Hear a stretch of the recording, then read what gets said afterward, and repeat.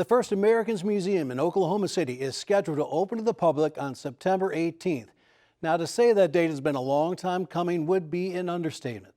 Reporter Taelyr Jackson has more on the complicated history and exciting future for this beautiful facility on the banks of the Oklahoma River.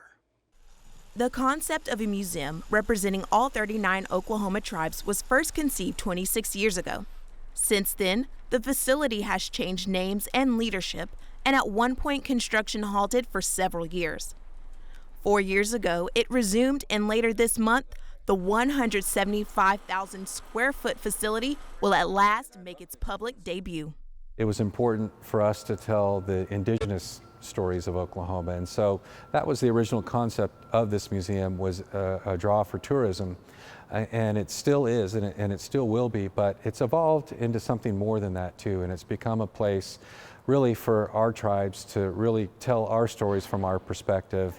The long-awaited museum features two main exhibitions, the Winneco and Oklahoma, which immerses spectators in stories through tribal perspective while showcasing present-day culture. All of the stories that we are telling, all of the content that we've developed, all of the programming that we're going to have in this museum is done by Native Americans themselves. This is going to be the most authentic experience you can get with regard to Native American heritage and culture anywhere in the country or anywhere in the world for that matter. The museum is made up of two circles forming a cosmological clock, bringing the ancient world and the present together with the Hall of People. Standing at 90 feet tall, the Hall of People honors the original tribes native to Oklahoma. The engineers that designed this and the architects, they were amazed. They had to figure out the calculations on this and use their computers and everything to figure out how to make this work. And they were amazed how ancient peoples figured this out. They knew it right to the millimeter. While the grand opening is a few days away, it took some time to reach this point for the museum, now called the First Americans Museum.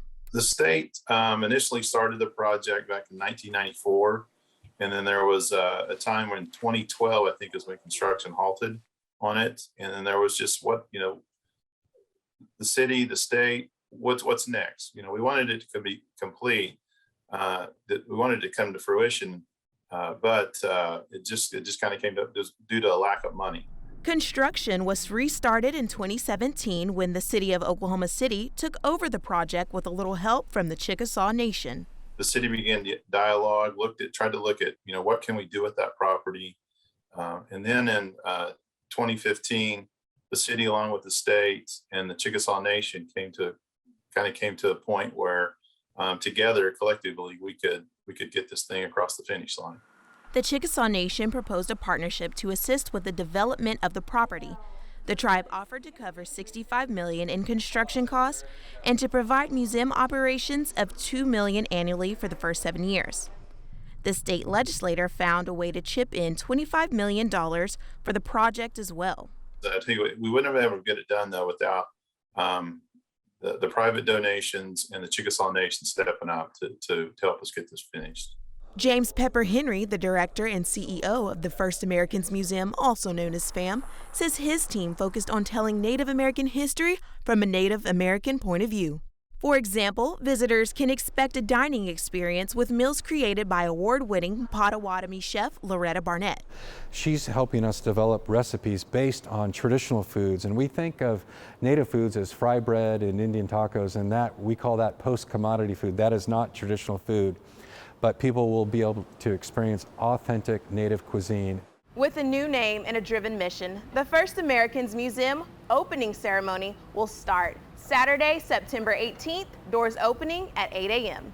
We're excited that just the tourism impact that we believe that this will bring to our community, and as is another venue for the city to lure more people to Oklahoma City.